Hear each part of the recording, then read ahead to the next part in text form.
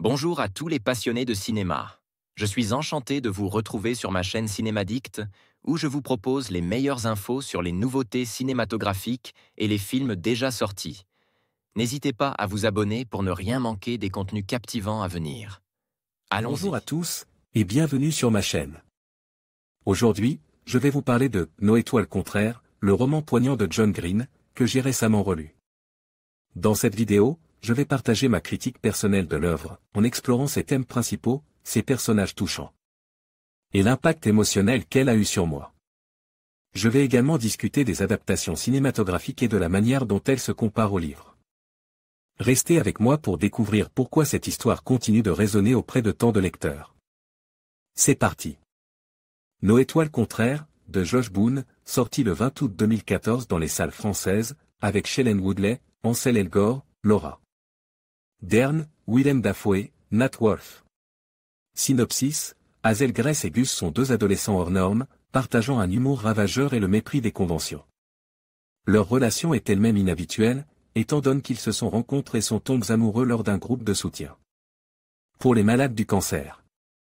Le livre m'avait déjà conquis il y a quelques mois, j'en attendais donc beaucoup de son adaptation cinématographique, même si la crainte de voir un film s'appuyant uniquement sur des acquis était bien là. Le long métrage aurait pu se contenter d'être un mélo inutile, tire-larme et fade, il n'en est rien.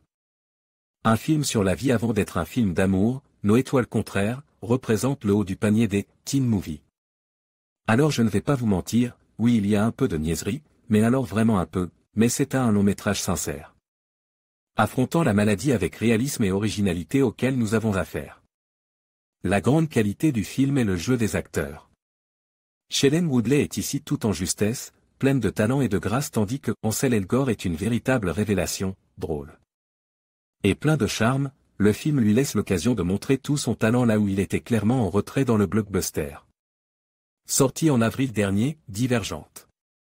On s'attache à ce couple, on rit, on pleure et on aime avec eux au point de ne plus vouloir les quitter. Les seconds rôles ne sont pas en reste pour autant, je ne vous révélerai rien sur le personnage de Willem Dafoe qui constitue la surprise du long métrage, mais il est vraiment très bon dans Peter Van Houten. Laura Dern est également excellente, tout comme Nat Wolff, qui incarne Isaac. Niveau mise en scène, c'est truffe de bonnes petites idées, la scène où Hazel gravit les escaliers de la maison d'Anne Frank. Sublime s'il fallait citer un exemple. Le tout est en seconde par une photographie agréable et sobre. L'écriture du film est soignée, maligne et mordante, pleine d'ironie et digne du charme de teen movie comme Le Monde de Charlie, ou encore Juno. La bande originale est superbe. d'Ed Sheeran à Birdie, c'est un véritable plaisir, les scores sont également géniaux, celui de la scène des éloges est vraiment excellent. Tout comme celui de la scène chez Anne Frank. Nos étoiles contraires est un condense de bonheur et d'émotion en 2h05, qui parlera au public adolescent auquel il est destiné.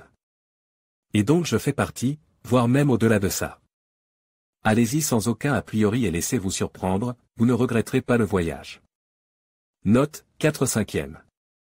En conclusion, la critique de Nos étoiles contraires, par Quentin nous invite à réfléchir sur la profondeur des émotions et des thèmes abordés dans ce récit poignant.